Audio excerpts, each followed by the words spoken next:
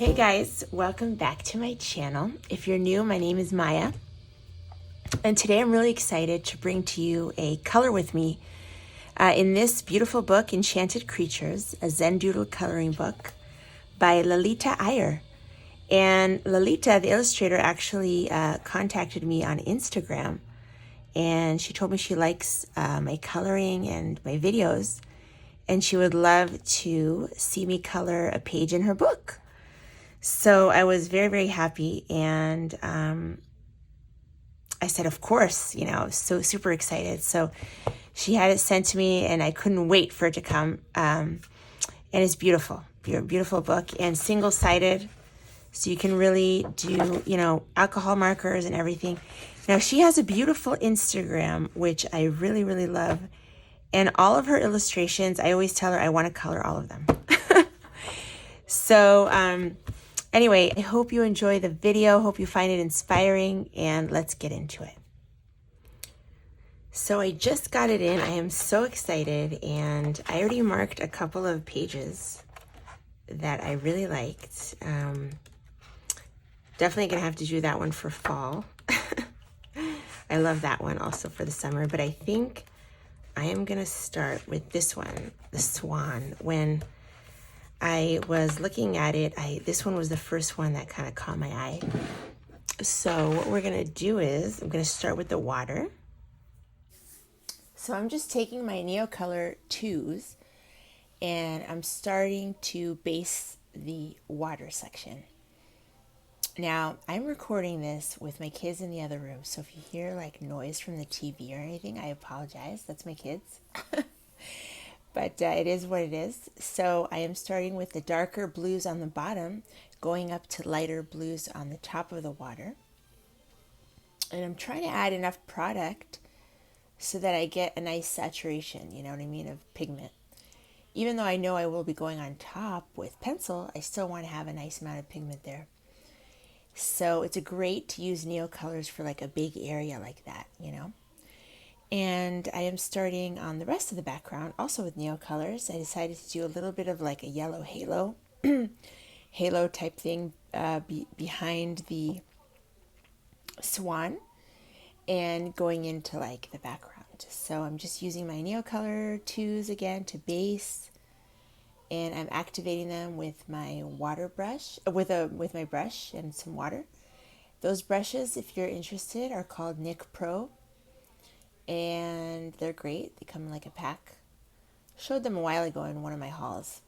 Now I am starting with the rest of the background, and I decided to use a little bit of a darker color on the outside so that it kind of creates a frame for the page and brings the focal point to the illustration. It moves your eye to the actual illustration. So it's nice to have a little bit of darkness, in the background to make your actual illustration pop. So I'm using some like dark indigo and some like tealish type of blues there. I don't remember the exact colors, but you can kind of get the idea. And I'm going to go in with like lighter tealy blues as I'm going into the illustration. So I hope it helps to kind of see how I lay down the Neocolor. Even though, like I said, I will be going on top with pencil to kind of intensify the color. The Neocolors are a great base. You could also use watercolor pencils or watercolor. It's just easier. What I like about Neocolor is that you can cover a bigger space quicker than with a watercolor pencil. And you have more control about where each color goes and how much of each color there is, more than like if you use a watercolor. You know what I mean? So if you haven't seen my Neocolor 2, how I use Neocolor 2 video on YouTube, I hope you check it out if you're interested. Now I'm using like a aqua type of color to go in more into the illustration, be in between the flowers there, the lily pads, I think, and you could just see the gradient. Now obviously I haven't activated it, but once it gets activated, it's beautiful. So just going in between there and fading it. I'm not pressing as hard as I go into the illustration, so it's lighter and lighter. Yeah, so I always love to use this color combination with the teals and the aqua. It's like one of my favorites. Yeah, so hopefully it helps. I try to make sure that I'm not speeding it up too much, so that you can kind of see the process. I hope it helps. Yeah, what else? What else can I say about this? Hope you can't hear my kids in the background. Now I'm activating the Neocolor 2 crayons by Caran d'Ache. And as you can see, I am going from dark to light in this particular case because I do want to add darkness. So I'm okay with, more darkness. Sometimes if I feel like I have too much dark pigment from the darker colors on my brush, I will clean my brush and continue activating. And thank you to everybody who told me that you like the Color With Me videos. It's because of you that I keep making them. And basically, it's a quick color along where I don't necessarily give you the names of each, color or product, but I'm more explaining what's going on, and hopefully that is helpful. It's a little bit difficult for me to film a very long color along with all the colors and everything like that. I will try to do that, hopefully in the future, but I feel like the Color With Me's are just 20 minutes, a little quicker, and you can kind of get more of a explanation from me. Hopefully it's helpful.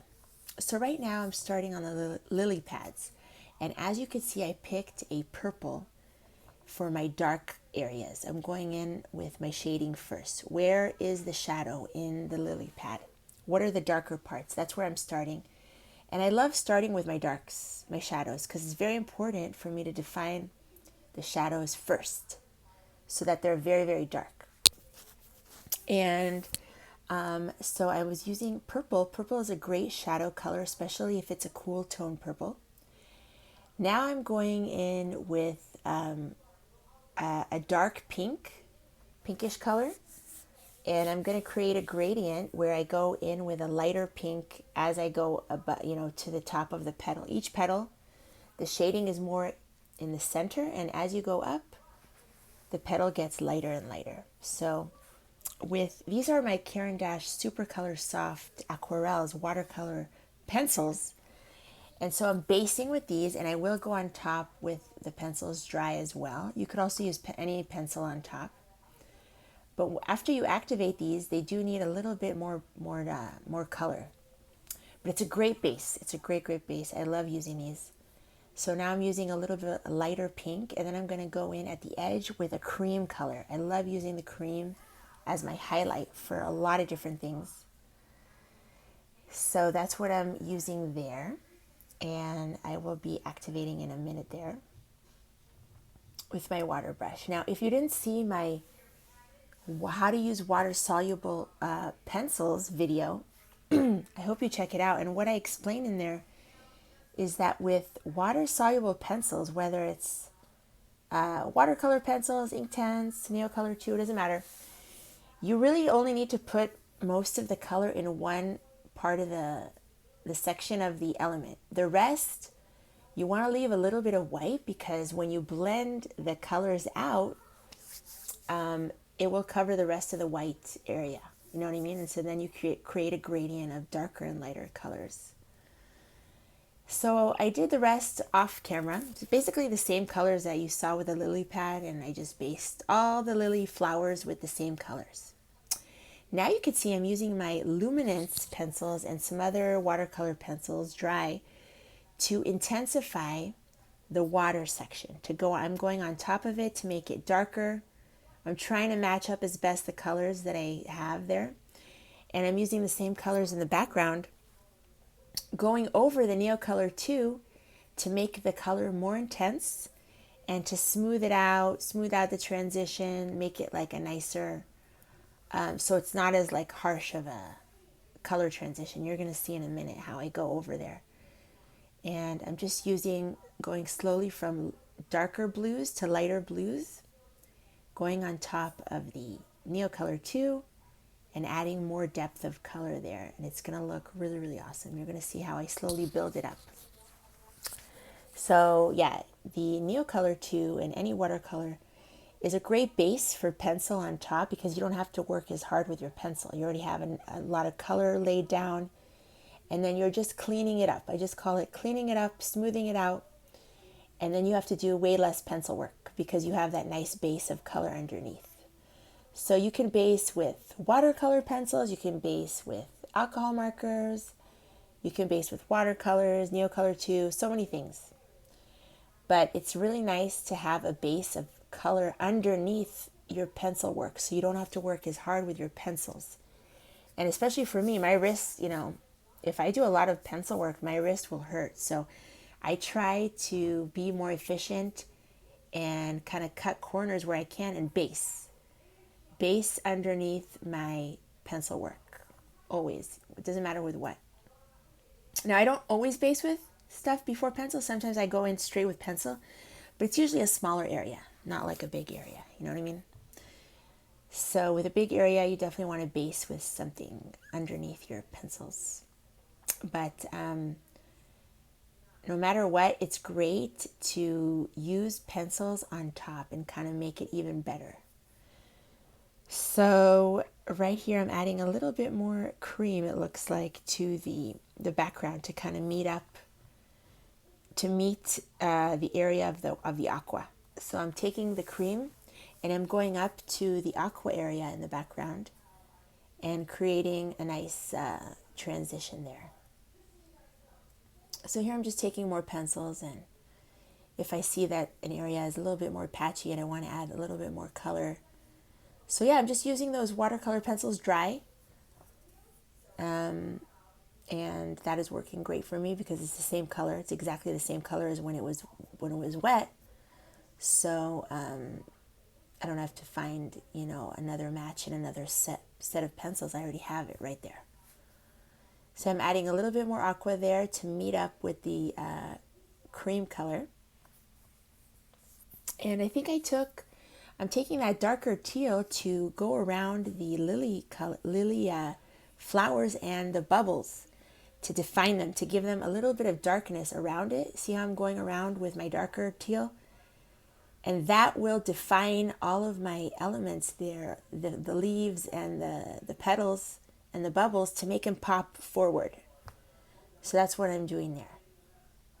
And then filling in the rest with the aqua color. But yeah, going around elements with a darker color, as you could see, really helps to make it like pop.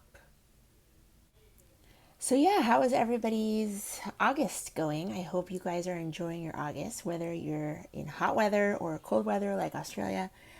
Where I live, it is very, very hot. My kids are pretty much done with camps. There are a couple of little things that we're doing, but my kind of break, my homeschool mom break, is basically over. But I did try to use that time to film a bunch of videos so that when I get busier, I'll have something to upload to YouTube for you guys. So that's what I've been up to. But I've also been enjoying my coloring. Like I said in previous videos, I use summer as kind of like my break because I homeschool. I kind of get a little bit of a teacher/mom break when my kids go to camp in the summer, and it's usually mostly July. But we are trying to enjoy the rest of our summer and go to the beach and, stuff like that. So it's super, super hot where I am, but it is dry. So at least I don't have humidity, which I'm sure many of you guys have, depending on where you live. And yeah, just using that aqua, as you could see, filling out the background, meeting up with the yellow. The cream is a great transition between yellow and the aqua. Now I have taken the same colors, the same exact watercolor pencils, and I'm going over the lily flowers dry with the pencils dry to add more color and depth, and that really helps. So then I'm taking my new Artix acrylics markers, and I'm just coloring in the center of the lily pad flowers. I decided to make them yellow. I don't know if that's really how they are. I'm just doing my own thing. When I color, I just do my own thing. I don't really look up to see if things are realistic. Now I am covering the black lines with like a cream color to make the lily pad flowers like pop a little bit more. Love covering the black lines, and regardless of what you use to cover, it really helps to it just brings it to the next level. You know what I mean? So that's what I'm doing there. And now I'm taking some greens and making coloring in the stems with acrylic markers. I love the look of it. It's flat, but it does add a lot. Now I'm taking some other colors, lighter greens, to add some shading and highlighting on those stems. Even though it's acrylic, you could still use different colors for shading and highlighting. So that's what I'm doing there. And I really love these markers. They're just fantastic. Then I'm taking, for the very thinner branches, another acrylic paint pen. It's not exactly a brush marker, it's a paint pen. And it's a thinner, it gives you like a thinner line. So I'm using that to cover like the thinner, like little leaves and stuff like that. Now I'm taking some Calero watercolors, and and the silver marker to fill in the bubbles. And I'm using both Calero and that acrylic silver, the Artix acrylic marker in silver, to fill in like the bubbles and to add even more bubbles and stuff like that. Now I'm covering the lines of the bubbles with my Jelly Roll gel pen in silver, and I'm taking some white marker to kind of cover the black lines there in the water. Then I decided, you know what, the white is too white in the bottom. I'll use a darker blue there to cover the lines. Now I'm taking some of my Inktense paints and adding some greenery and foliage to make it look more like a swamp. You know, I felt like you needed a little something there.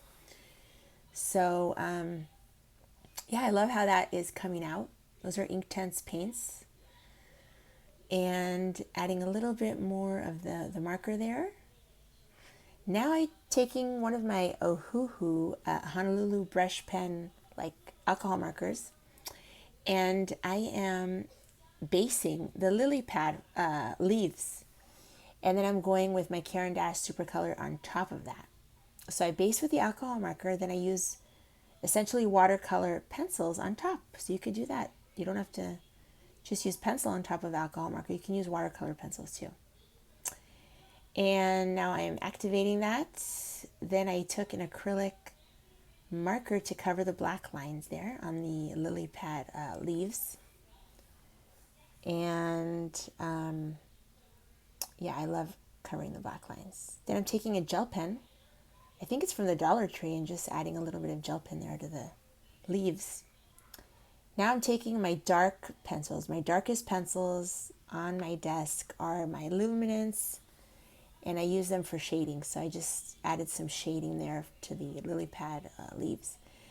Now I'm starting on the swan, and I'm going in with my shading. Now Lalita, the illustrator, kind of showed us where she wants us to add shading on the swan. So I'm just following her lead, adding grays, blues, cool tone, purple, lilac type of color there. And I'm using that to make a white swan. So when you have a white element, in fact, most of it is not going to be white. You're going to use, only the highlight of the element is going to be white. You're going to use like blues, grays, purples to kind of make that white element look realistic. So you can do that with snow, you can do that with white flowers, whatever it is. So in this case, it's a white swan. So you saw I used purples and like blues, cool tone blues and grays to make the white swan look white, but still color it in.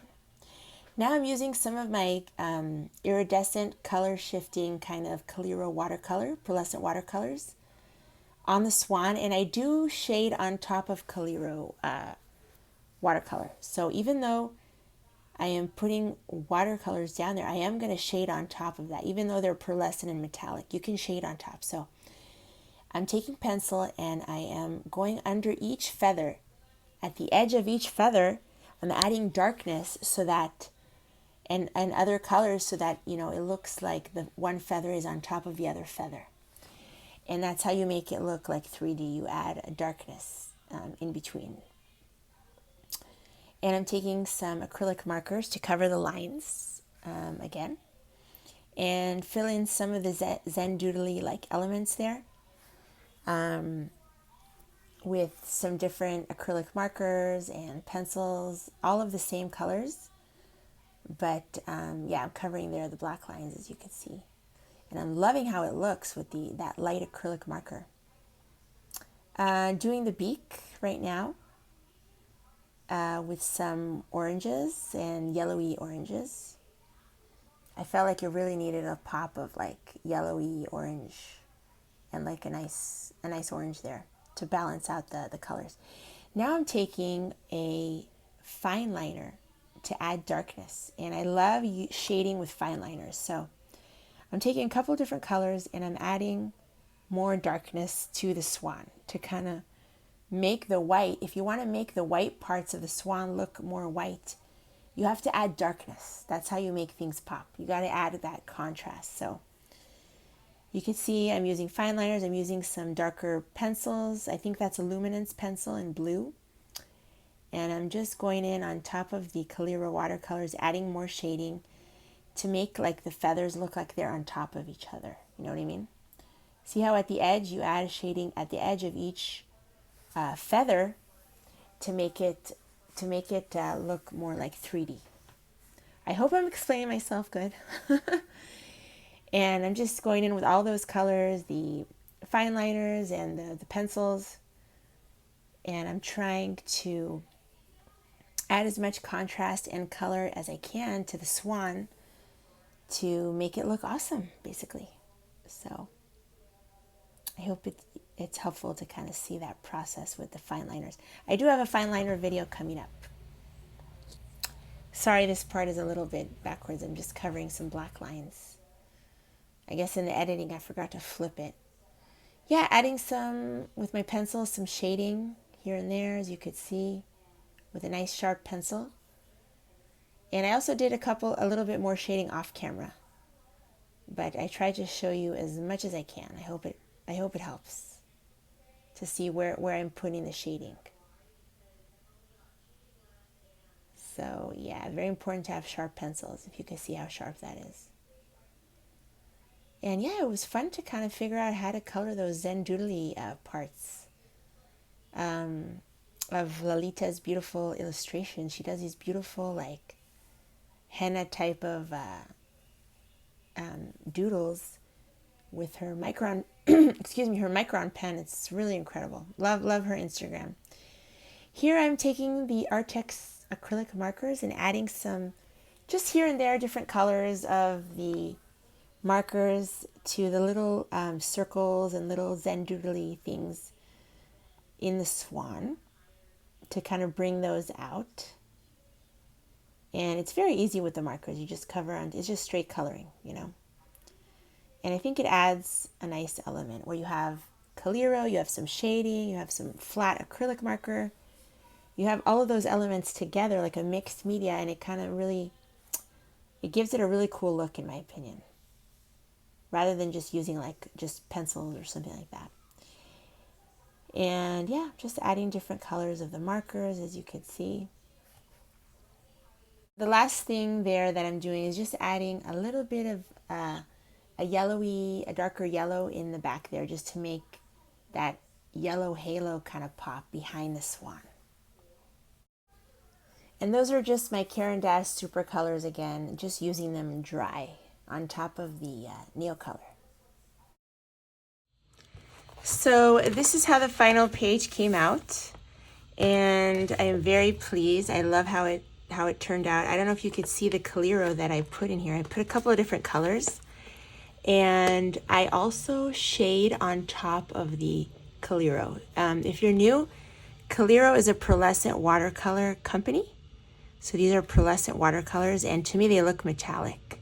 So I also put them in the bubbles, but yeah. And then I added some paint markers, pencil, fine liners in here, just to kind of figure out how to color the Zen doodly stuff. And yeah, but I love how it came out. I love the colors and everything. So I hope you enjoyed the video.